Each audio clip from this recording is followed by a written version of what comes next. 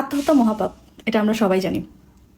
I think আত্মহত্যা মহাপাপ এটা জানি বলেই আমরা যারাই আত্মহত্যা করে না কেন আমরা তাদেরকে খুব একটা ভালো চোখে দেখি না, খুব একটা কেউ ভালো চোখে দেখে না। আমি আমার নিজের জীবনের অভিজ্ঞতা থেকে বা আমার নিজের জীবন থেকে আজকে কিছু কথা শেয়ার করবো আপনাদের সাথে, যেটার কারণে এই ইকরা আপুর মৃত্যুতে আমি আসলে এত বেশি মানে খারাপ ফিল করতেছি। মানে আমি এই জিনিসগুলো কোনোভাবেই মেনে নিতে পারছি না। ফার্স্ট অফ অল আমার ফ্যামিলিতে আমার দাদি আত্মহত্যা করেছিল যখন আমার আব্বু অনেক ছোট। আমার আব্বু যখন অনেক ছোট তখন আমার দাদি সুইসাইড করে মারা যায়। আমার ছোট চাচা আর আমার আব্বু দুজনেই অনেক ছোট ছিল। সো আমি যখন আমার দাদু বাড়িতে যাই তখন আমার মনে আছে এখনো যে ছোটবেলায় আমি আমার দাদির কবরের পাশে বসে কান্না করতাম, বসে অপেক্ষা করতাম, একাই কথা বলতাম আমার দাদির সাথে কবরের পাশে বসে। আমি কিন্তু তাকে কখনো দেখিও নাই, প্লাস আমার আব্বু আমার দাদির চেহারাটাও ভুলে গিয়েছিল যে সে কেমন দেখতে ছিল। কিন্তু আমার কাছে কেন জানি না মনে হতো যে হয়তোবা আমার দাদি যদি বেঁচে থাকতো তাহলে আমাদের লাইফটা অন্যরকম হইতো। ঠিক আছে, কেননা আমি আমার বাবাকে অনেকবার দেখেছি যে অনেক অ্যাগ্রেসিভভাবে আমাদের সাথে বা আমার আম্মুর সাথে বিহেভ করতো, যেটা আমার কাছে কখনোই ভালো লাগতো না। তো আমার মনে হতো যে যদি আমার দাদি বেঁচে থাকতো তাহলে হয়তো বা সে তার সন্তানদের এতটুকু শিক্ষা দিতে পারতো যে আসলে মানুষের সাথে কিভাবে ভালো ব্যবহার করতে হয়, মেয়েদের সাথে কিভাবে ভালো ব্যবহার করতে হয়। এটা আমার মনে হয় একটা মাই একটা ছেলেকে সব থেকে ভালোভাবে শেখাতে পারে বা এটা ফিল করাতে পারে।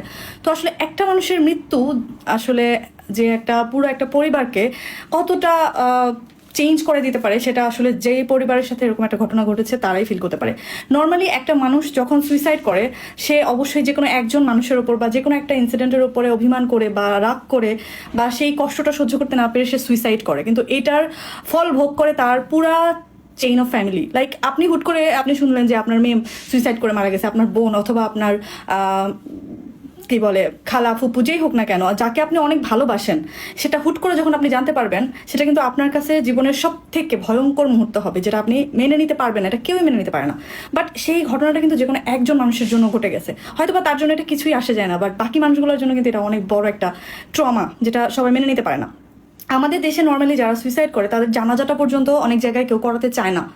এটা এতটাই একটা জঘন্য কাজ বলে গণ্য করা হয়।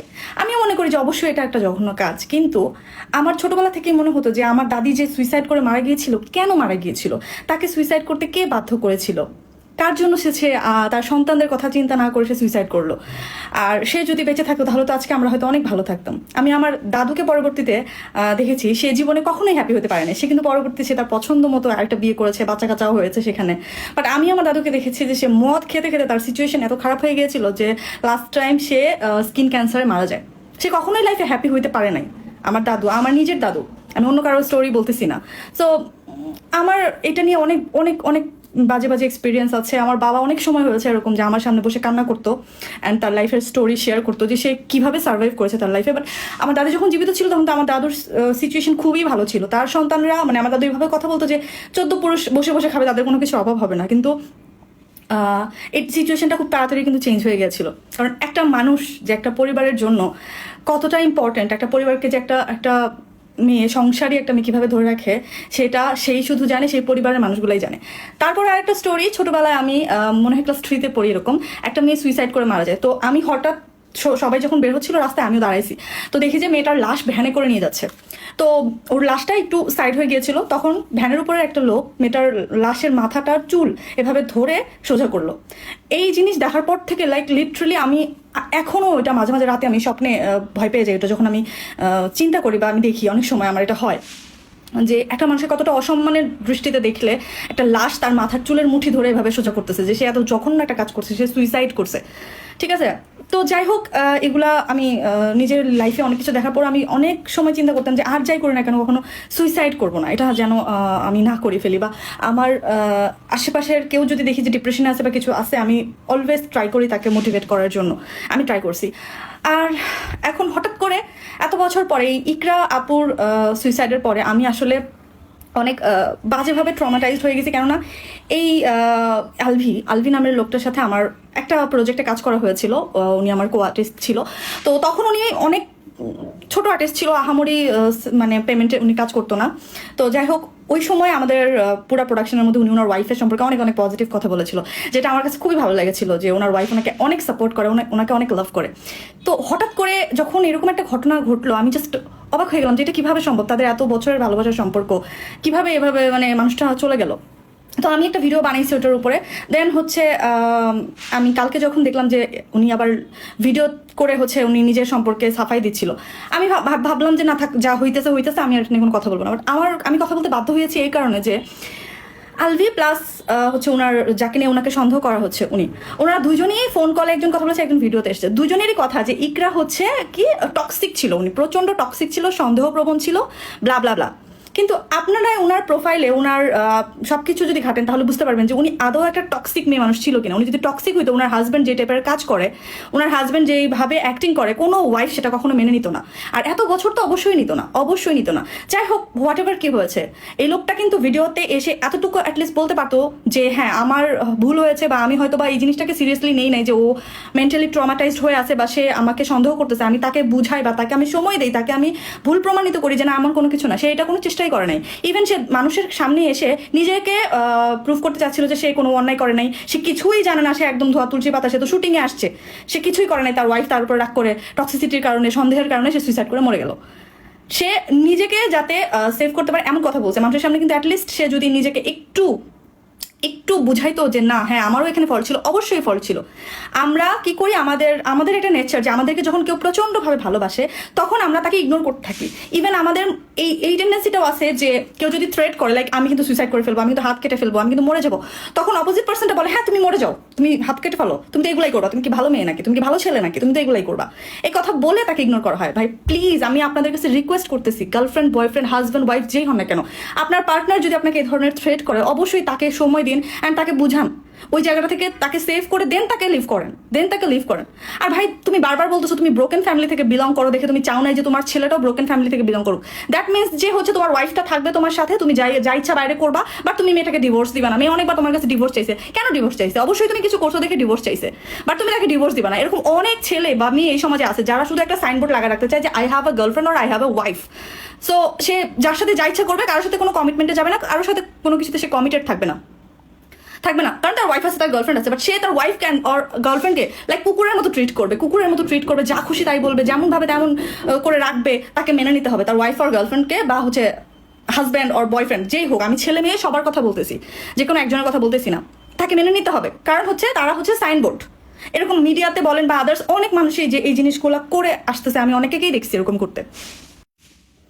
আর একটা বিষয় যদি আপনারা একটু নোটিস করেন তাহলে আপনাদের কাছে ক্লিয়ার হয়ে যাবে, সেটা হচ্ছে যে চ্যাটিংয়ের যে স্ক্রিনশট, উনি ভিডিওতে এসে বলতেছে যে আমার সাথে ইকরার যে স্ক্রিনশটটা এটা একটা ফেক স্ক্রিনশট। এটা সবাই বুঝতে পারছে ভাই, আপনার ওটা যে ফেক স্ক্রিনশট, কারণ হচ্ছে ইকরা আপুর আদার্স চ্যাটিংয়ের যে স্ক্রিনশটগুলো অনলাইনে আছে সেগুলোর সাথে এই লেখাগুলোর কোনো মিল নেই।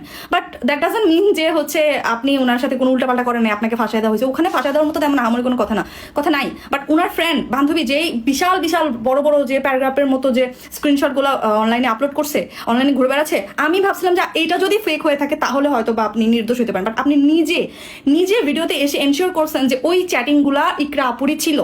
অ্যান্ড ওইখানে আপনি কি কোন জিনিসটাকে হাইলাইট করার ট্রাই করছেন যে ওইখানে দেখছেন ইকরা বলছে কিন্তু যে হ্যাঁ আমাকে সবাই ডিভোর্সের জন্য ইনক্রিজ করে, আমাকে সবাই বলে ওর কাছ থেকে চলে যেতে, বাট আমি তোকে অনেক লাভ করি, আমি তোকে ছেড়ে যাইতে পারবো না, ব্লা ব্লা ব্লা। তো ও আগে থেকেই সবার কাছ থেকে অনেক হচ্ছিল, ট্রিগার্ড হচ্ছিল, দ্যাটস ওয়াই ও হচ্ছে সবার কারণে মানে থার্ড পার্টির কারণে উনি সুইসাইড করে মারা গেছে।